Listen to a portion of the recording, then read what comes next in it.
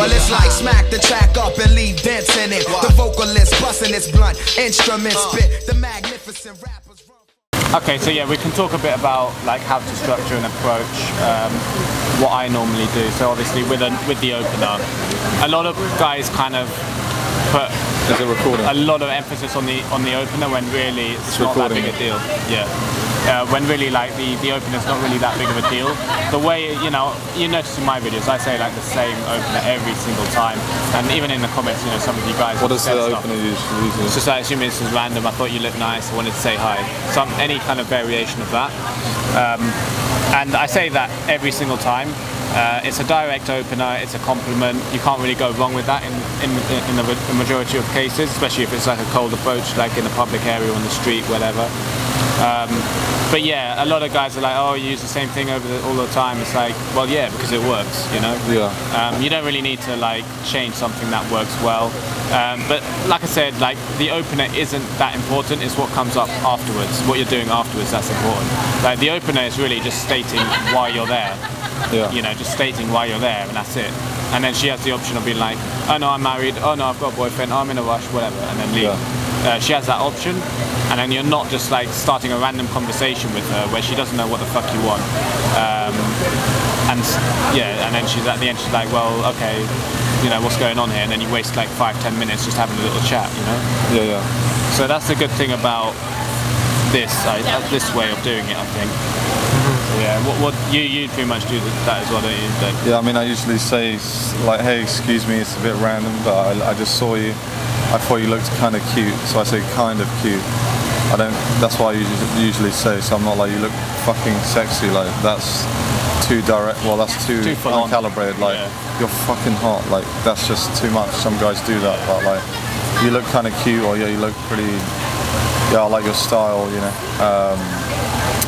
And then I'd say, I sometimes, if they're in a rush, I'll say I'm actually meeting my friend. I'm in a rush actually, but yeah, what I noticed about you was blah blah blah. So you just carry on when they give you that objection about them being in a rush. You try to carry on. Yeah, that's a good way of doing it. You can just say like, yeah, I'm actually busy as well. I've got to go. And then you can keep like, I'm just gonna stay for one more thing. You can say one more thing or something like that. It's actually good just to be like, okay, so she says, oh yeah, sorry, I'm in a rush. Yeah, I'm in a rush as well. I need to meet my friend. Just before you go, and then just continue the conversation. So be like, I didn't think you would be from here. Your accent is from whatever, and then I think you're whatever, and then just go with the assumptions and stuff. Yeah. So then you want to stack. So you don't want to just start asking her questions like, where are you from? Like some people default into like logic, but they have no idea what to say, so they default to questions like, where are you from? Yeah, the easy what do way you to do what it. do you do? Like, what's your name? Like, so you want to avoid those questions like in the beginning. You want to. I think so with this, I think that it's okay to ask one or two of those questions at the beginning, but not jumping around and being like, and your entire input is just question after question after question. Yeah, because then it just sounds like an interview, and there's no value being given, and it's just there's no investment from the girl's end really either, because you're just jumping around from question to question to question. When really what you should be doing is you should be staying on topic for longer, so that there's more like opportunity for the girl to get invested in certain conversation threads, as well as doing all the flirty stuff, which you can do with almost anything. So you can turn something that's maybe slightly mundane into something more fun and interesting by being creative, being flirty, being playful. But also, and B,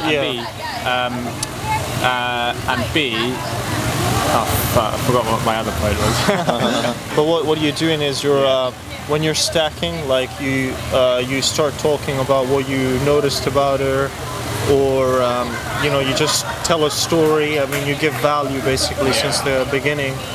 You're giving her like an opportunity to like branch off one of your conversational like threads, so otherwise all you're doing is you're not really given anything to talk about. You're just asking an interview questions. The thing is, these rules can be broken when you're more advanced, because for beginners you need a structure, but as you get more advanced you can kind of break these rules. Like sometimes I say, yeah, where are you from, and it kind of works a bit, but That's because I've done it quite a lot. It's about what you do with that information afterwards. Yeah. That you need to focus more on. Like a very beginner mistake is to be like, where you from? And then she's like, oh, I'm from Poland. And then you're like, oh, cool, I've not been to Poland. Is it nice there?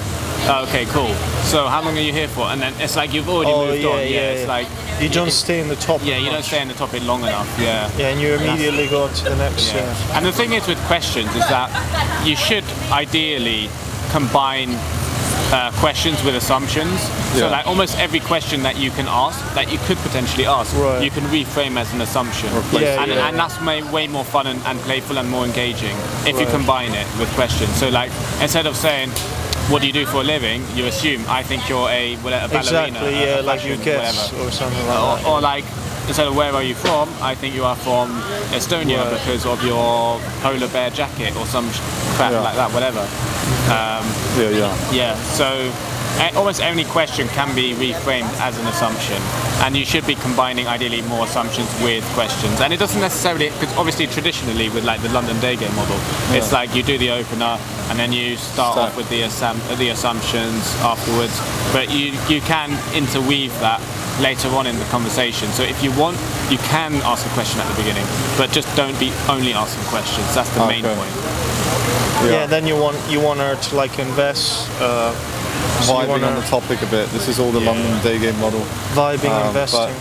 But, how do you know when the girl's hooked? I mean, we all know, but what do you look at? Okay, so that's an interesting one because, you know, some guys say like, oh, when the girl crosses her legs or when she flicks her hair, or like, I think that's bullshit. Like, there's no like one telltale sign. I mean, it could be that. I'm not saying it's not. It could be that. But it's more a combination of factors. Like, is she there? Is she present? Is she looking at you? Is she giving you eye contact? Is she facing you? Is she actually giving, a reasonable amount of information in terms of her sentences? Is the way she's speaking? Is she actually speaking to you in a proper like invested conversation, or is she just giving like short answers? You know, that's, you know, she could be hooked right from the beginning because she's a friendly person, or she could be hooked right at the beginning because she fancies you, she likes your look or whatever. But I don't think there's necessarily a hook point. It's really like, is she invested in general? That's the thing. And maybe you will find some who like are not very invested at the beginning, but because of your really good social skills, she then becomes invested later. I've had that happen. Yeah, that happens quite a lot. That happens fairly often, yeah. But I don't think there's necessarily one hook point where it's like, oh, she crossed her legs now, oh, she fancies me. That's a load of crap. That's a load of PUA bullshit from like a bygone era, basically. Yeah, I mean, it's a combination. It's not one thing. If she's still standing there, you should just assume she's interested. Like, is she playing with her hair? Is she asking you questions? But even if the girl doesn't ask you questions, it doesn't mean she's not interested. Because sometimes guys read into these things too much. Like, she might just be shy, you know. So just because, like, that's another thing. Like, sometimes like a guy will walk out and be like, oh, but she didn't ask me any questions. Oh, she's gonna flake on me. It's like, well, maybe, but not necessarily. You know, it could be like you said, she could be shy, or you know, or it could be a million other reasons. Maybe she's not confident in her English. Maybe she just couldn't think of anything at the time because she was so taken aback. But she still likes you. Exactly. I mean, also, you don't want to predict things. Guys predict, oh, she's gonna flake on me. Oh, like that's already projecting negative. Like, you shouldn't be thinking like that. You should just let's see what happens. Like for me, because I've got like a lot of experience doing this, I'm a bit more like, I can normally tell when a girl's more likely to flake or not, but you still never know. But you don't know, you though. Still never know. I've had it where you think she's going to flake, and now that was a shit interaction, and then they end up coming out. Exactly. I mean, I'm sure you've had that. Yeah, all the time. Yeah. Like, you think, oh, I know, but then you could get it wrong. So. Yeah, exactly. Like, sometimes you have like shitty 1-minute conversations and she comes out on a date. Sometimes you have an amazing 10-minute conversation, best conversation of your life, and she flakes. Yeah, exactly. So that's why I'm saying this is really random. It's a bit up and down. So like, one thing that you can do as well is like get compliance tests, like physical. You know, get a little bit physical as well on the approach. You know, you can start holding her hand, see if she keeps holding your hand. You know, those are all signs that she's kind of like, you know, hooked. Or, you know, you kind of like touch something about her, like you get a bit physical on the approach. That's a good way to. It's a good way. It's not like, I would say, mandatory. No. I'd say it's pretty much, it is more or less mandatory on a date. if you're trying to, escalate and get her back to yours, it's pretty much mandatory, I would say. But in a day game, it's not mandatory, but like I say, it can be helpful if you feel like that's what you want to do. One thing I wouldn't recommend is if you're having a really, really, really, really good interaction with a girl, and then you try and kiss her on the street. I think that's really dumb. Yeah, I think that's dumb. That's a bit over the top. The reason I think that's dumb is because even though you might think in the moment, oh yeah, let's go for it, it's like unless you're going on an instant date with her, like there and then, she's going to walk away thinking, There was this clown. yeah, why the fuck did I do that? She's going to go away feeling slutty, and she's going to regret it, and she's going to have like negative feelings, because when she did want to kiss you in the on the street interaction, she felt like in a really high emotional state, but later on she's not going to be in that high emotional state any longer, and she's going to have a more logical Mindset, outlook when thinking back on it. So I think it's best avoided unless you're already going to take her straight away. And that's why, for example, in Night Game, you can get away with kissing a gal in a club and then taking her back to yours. That works a lot because you're still with her, and there's still that emotional high which is carrying over further on into the night. Yeah, that works for Night Game, but it's not good for daytime stuff unless you're doing an instant date. Another thing to build compliance is you can mini bounce the girl. So yeah, it's a bit busy here. Let's just stand over here. Yeah, just standing in a different and if she doesn't do it, then that's like lack of compliance. Yeah, that's good. But that's one thing. Another thing, just on that's actually more useful for like busy cities like London, where it is genuinely busy, and if you can be like, oh, let's just move to the side of the street slightly so we're not like preventing people walking around. So yeah, that's a good way of doing. You don't always have to do that. I only ever really do that if we are genuinely blocking loads of people, but and it's literally just like, let's just move slightly over here, and if she does it, then that means she's at least invested to the extent that she wants to speak to you for like 5-10 minutes. Well, that's a good sign. Also, I mean, the way she's looking at you, I mean, there's something about the eye contact. You can tell 100%. if it's really on or if it's not. Like, there's kind of like an energy, right? So it's about feeling the That's energy. just comes with experience, though, because a beginner can't tell that. That's just a sixth sense when you've done it a while. Yeah, You can kind of read the body language, whereas a beginner probably doesn't have a clue if it's on or not. Yeah, 100%. Like, it should be.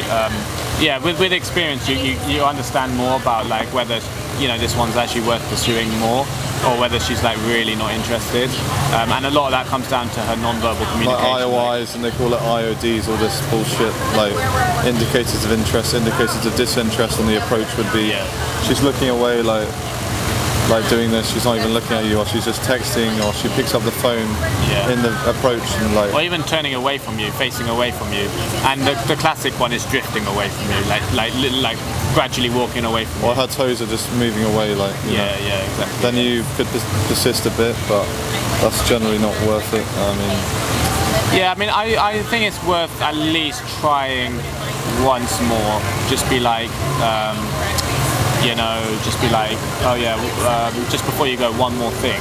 You can try a bit, Yeah, I think it is personally worth persisting one more But the time. thing is, say you do a front stop and the girl doesn't stop, would you walk with her? Because that's a bit like just then chasing her, would you say that she doesn't? So at the very beginning, when you're trying to stop her and she doesn't stop, would you walk with her? It's very nuanced, that. Obviously, vast majority of the time you want to stop her. I think it's better just to stop them. You can walk side by side with them for a little bit and then get them to stop after 30 seconds or a minute. That can work. But I think if you're doing all your approaches like walking side by side, I think that's a mistake. You should try and stop them. Some people think you should go side by side, but no, I think that's a mistake if you're doing all your approaches like that, because the problem with that is that there's no exchange of eye contact, and the non-verbal communication is very limited as well.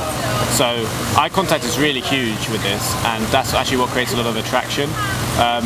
And if you're walking side by side, that's very difficult to do. And also her mind is focused on wherever she's going and various other things in her vicinity. Whereas dominant, with the front stop where she stopped and you're looking at each other, you're breaking out of her out of her bubble, and her focus is on you, and that's the reason to do it. Yeah, that's true.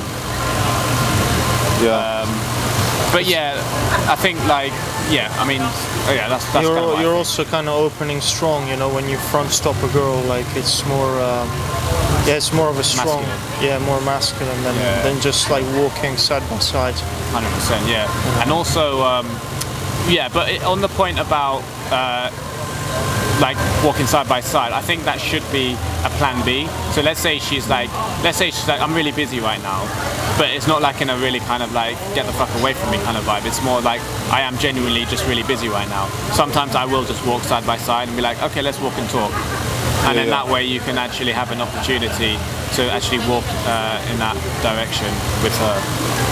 Yeah, that's true, yeah. Yeah, because, and actually even sometimes if I'm feeling a little bit like, you know, like if I don't actually have that much time myself and me and the girl are actually walking in the same direction, I will just walk and talk because I was already walking in that direction anyway and I have actually genuinely got somewhere to be. And she's already walking in that direction anyway. In that case, I won't even stop her. I'll just carry on walking side by side. Okay, fair enough. Yeah, so this is nuanced. Like, be careful to be too black and white with all this stuff. Yeah. But yeah, that's mainly open, direct. A lot of guys also say go indirect. I was speaking to some guys here recently who said you need to go indirect.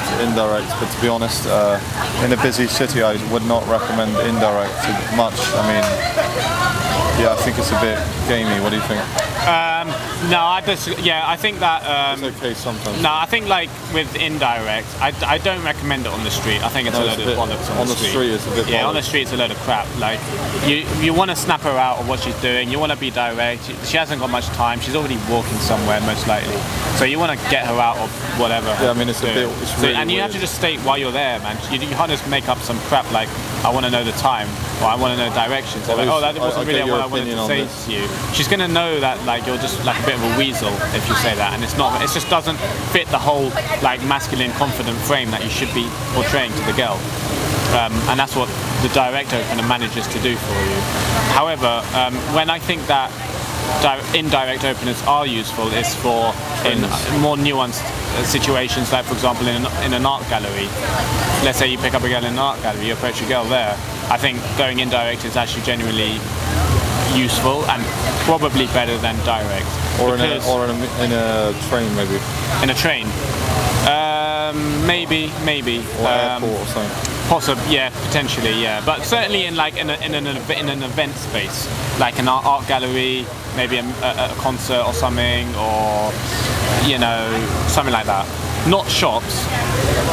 Not shops. You can do situational openers in shops, but I wouldn't go full indirect, as in like you can start off by like talking about a piece of clothing, like I think that would look really good on you, for example. If she's in a woman's store. But I think that it should be like situation. It's like semi-direct, semi-indirect. But like in an art gallery, you can start off just by talking about the fucking painting she's looking at. And that's a good way just to get comfortable and then transition into a bit more flirty stuff. Yeah, exactly. But yeah, that's the kind of how you do the approach from the open, direct, stack, give assumptions, don't ask all these logical questions. Look out for the IOIs, the body language signals that she's interested, is she still standing there, and then go out, implement this, and anything else. Yeah, I mean you wanna vibe with the girl. You wanna convey your charm, your charisma. So that's about vibing, and then get her to invest. Like when she's asking you questions, when she wants to find out more about you, or she talks more. I was just telling like the other things that you want to do in the approach, like you want to vibe with a girl in the approach, just it's about energy as well, and you want her to invest and like close strong, like open strong, close strong. Remind her what you're there for. Just tell her, look, I find you attractive, and another time I'd like to invite you for a drink. What do you think about that? Yeah. Or and then you close strong, basically. You don't want to hide your dick, as I've heard from other people saying. Otherwise, she doesn't know why you're there. Especially in the street, there is no context, so you can't go up really and start saying who lies more, men or women, or some bullshit opinion opener. Like, to be honest, it's a load of bollocks, in my opinion, for the street. Yeah, it just looks really uncalibrated. I mean, she knows exactly why you're there. Yeah. Well, if you go with an opinion opener, she won't know why you're there. That's the problem on the street.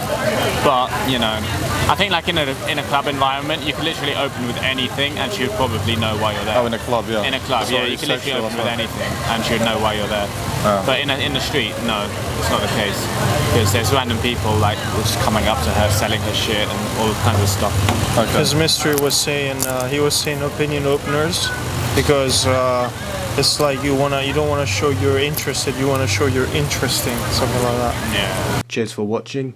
If you'd be interested in one-to-one coaching with me, where we'll go out in public and work on you approaching girls, or more generally with your social confidence, please visit my website ed-game.com.